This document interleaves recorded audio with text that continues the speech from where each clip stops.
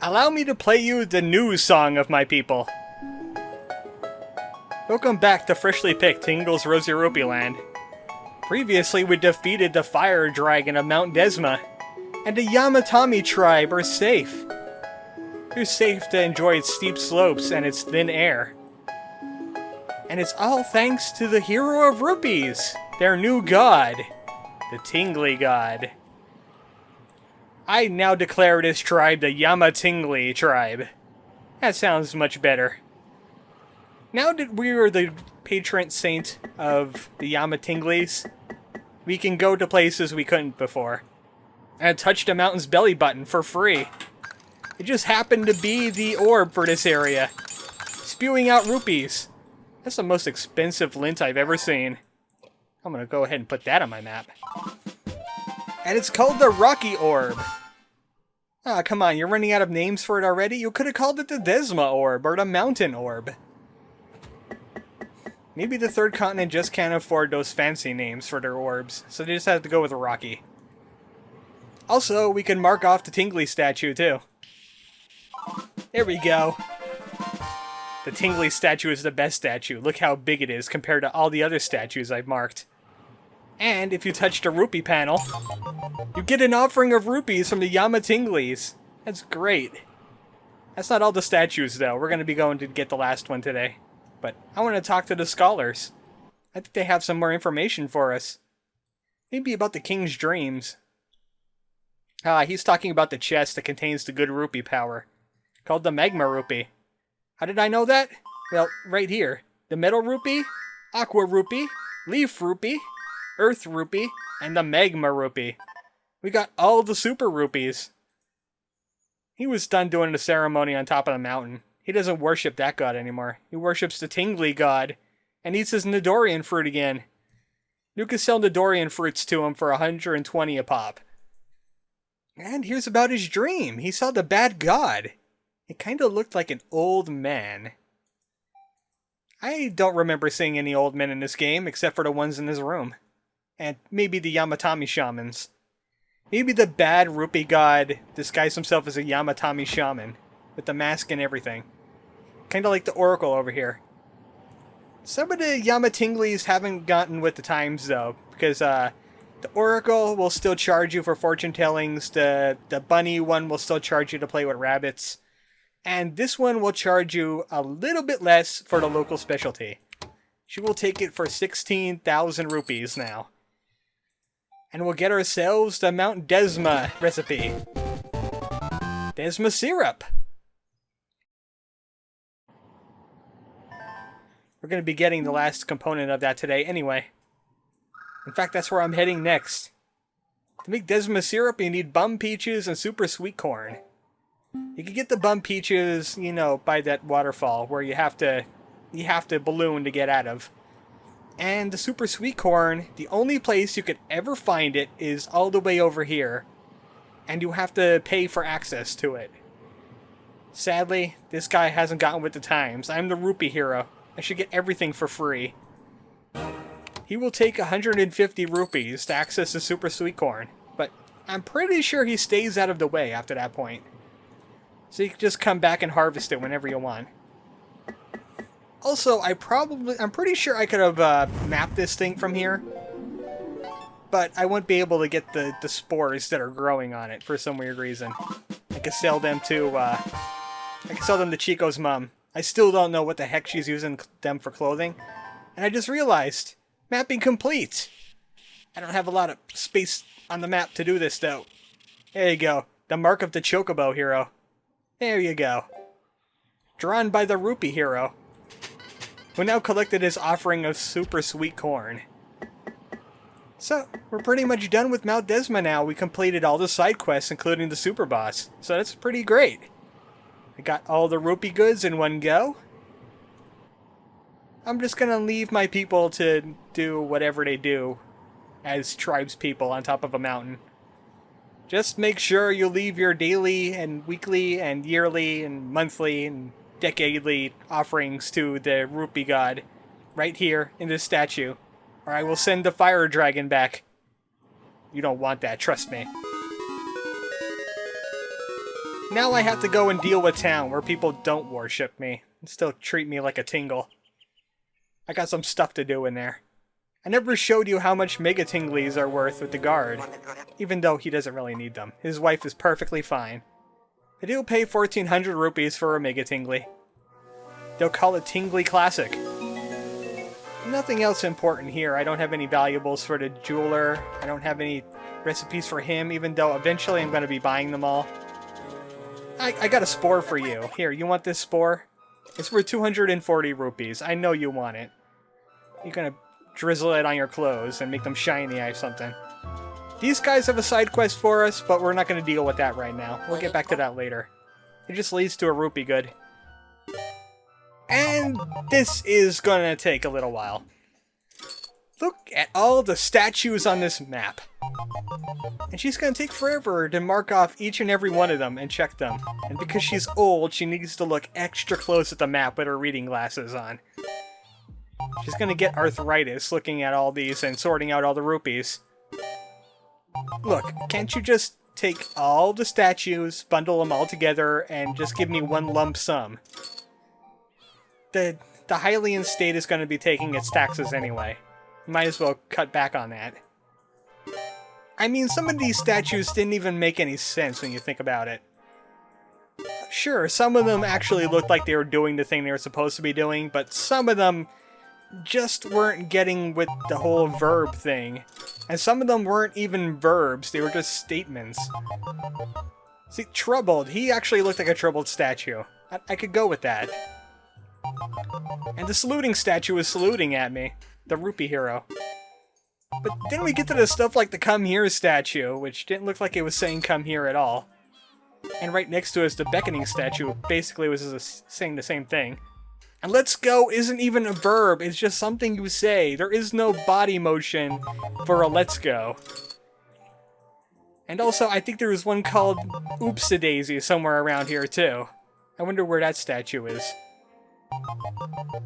Yep, well, at least the statue with the leg lifting thing was actually lifting a leg. So, you got that going on. And the kicking statue is just lifting the other leg. It should be called the lifting the other leg statue. And that one didn't look too laid back. He was standing up straight. And there's the aforementioned Oops-a-Daisy statue, which made no sense to me. Didn't look like he dropped anything. The dancing statues that remind me of salsa and samba from Mother 3. Because they're dance styles. And, of course, those two statues. Now that we got all the loser statues out of the way, how about we get to the good stuff on this mountain, huh? That's right, the Rocky Orb. But wait, there's something more important than the Rocky Orb. For once, it's the Tingly Statue, the best statue. They should just level all the other statues and make them just different poses of Tingle. Kind of like in the Wind Waker for the Dream... no, not the Dreamcast, the GameCube. Yeah. Time to mug some rupee birds. I haven't done it in a while. Oh, really? I didn't have anything to do with that. I think you're just going crazy. Yeah, stop daydreaming. That's your final fantasy. It's time to grow up and get with the times, Abba. You need to become a great fighter. Maybe she'll be in Hyrule Warriors one of these days, following her hero, Tingle. Tingle being the hero of Abba. I don't think that'll ever happen. Alright, you guys still don't believe in the Tingly God. I dislike you all. They need to learn the good news. The good news about rupees and tingles. You know who would appreciate rupees and tingles? Uncle Rupee. We should go ahead and give him some rupees. I haven't seen him in a while either. It's time to throw 121,500 rupees into the fountain. And we'll be able to go up even higher. I'm sure Uncle Rupee is up to doing some rich people stuff. He'll be pleased about my triumph over the evil rupee god. Another old man that's after people's money and making anti-rupee towers that go down instead of up. Like we're doing right now. We're going into outer space. Tingle's head is going to explode because of the pressure difference. But maybe his rupee armor will keep them together. Eventually, we're gonna need a spacesuit. Jeez. Did that growth seem a little shorter to you? It's like the tower is slowing down or something. But at least we're at level 9 now. Time for a word from our sponsor. Uncle Rupee, hi! Are you feeling okay? You look like you're trapped in some kind of earthbound background of some sort. The rupees, man! The rupees! I can't get enough of them! So, that was brief. Uncle Rupee is busy, I guess. And who the heck is this? This ain't Uncle Rupee! Who are you? I don't know you. Get out of my brain. I think Tingle just got polled. The heck was that person? That wasn't Uncle Rupee. Well, at least we could go to the fairy garden. Which, that seems a little off for a name. Pinkle, please explain.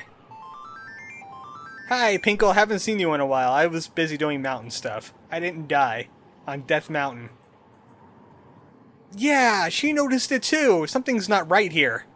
It's called the Fairy Garden, but it's a desert. What the heck happened here? It was a nature lover's paradise filled with lush greenery. Not even Pinkle knows. Tinklepedia must be down. Maybe we should get some information nearby.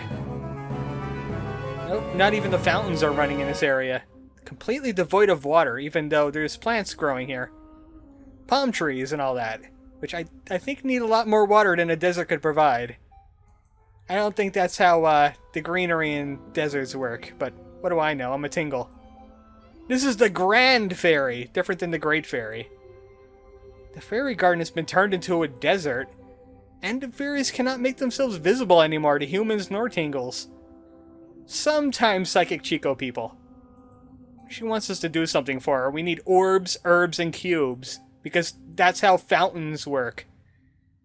What's all this water business? No, you need to find 3 things and then throw them in the well. She'll be able to make herself visible once we do so. But, what's in it for me, huh? Hello? Fairy person, what's in it for me? You're supposed to say, oh, I have 1 billion rupees for you. You guys can do that. You could conjure rupees. Apparently this Grand Fairy doesn't know how things work around here. Oh well. My hands are tied. If I want rupees to continue my adventure, I'm going to have to do something about this. And we have a new gimmick here. I kind of like this area for this gimmick. This is the Z Fairy vending machine. It has a vehicle for us. We could get ourselves a Tingle car. And it comes with a free map. All this for 2,100 rupees? Oh man, look what I found Kid was ripping me off. I could get a car and a map. For much less than I paid for the last map. This is the Z Fairy, and this is the map of the Fairy Garden. This place is very big, as we'll see in a moment.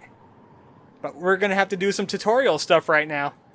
We need to learn how to drive a Z Fairy and get our Z Fairy driver's license. Yay, now we're driving the Z Fairy. Mission accomplished. We can move around just like we do in Tingle's form. And the bodyguards will ride on the back. Now you've got the hang! Looks like the translators dropped the ball on that one. But the Z Fairy also needs fuel. We're gonna have to learn to refuel the Z Fairy. The problem with the Z Fairy, it will disappear on us if it runs out of fuel, and then we have to go and buy a new one, and we'll be stranded out in the desert, which is actually quite dangerous. All we have to do is just drive on top of the flashing plate once we run out of fuel. Like this. Oh, it's supposed to work. Come on. You have to move at it very slowly. You can't go full blast. It won't stop on a dime.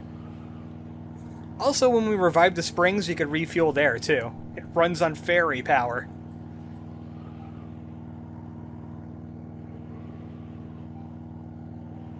If we wander too far away from it, like change the screen, we will lose the Z Fairy as well. And also, if you get grabbed by something and brought back to a different screen, it'll also disappear. And then you'll feel stupid and have to buy a new Z-Fairy. And in case you're dumb, that's how you get out of a Z-Fairy. You just have to touch to it again. I got nothing more to learn from you. I'm a Z-Fairy master. So, where can we go with a Z-Fairy like this? Oh, we can take a look at the map. Look how big this map is! It's the biggest area in the entire game. And just a spoiler, the next area is actually the smallest in the entire game. So, we need to go start looking for things. In fact, there's a thing right here on this map. It's right up here. Oh, this idiot. He couldn't afford the Z-Fairy, so he has his own little cardboard one. Oh, he found something else. Every time I keep on getting away from him, he keeps dragging me back in with my rupees. He actually has the black iron cube. So that's one of the parts done already. He always seems to find something I don't have and will never find. But that's all we really have around here. Maybe I should start marking things on my map. Like the Z-Fairy vending machine itself. That counts as a landmark. Fairy Motors. Get it? It's a play on the word Ford Motors. Or Chevy Motors, you know. Alright, I think I should be heading up this way after a good refuel. This thing has a terrible fuel economy. I want a hybrid Z-Fairy. Thank you. Actually, you know what? I'm going to save it for next time. Next time I freshly picked Tingle's Rosy Rupeeland, it's time to fix the fairy garden. Their plumbing is a little bit out of whack. We're going to need a Tingle plumber. Good night, folks.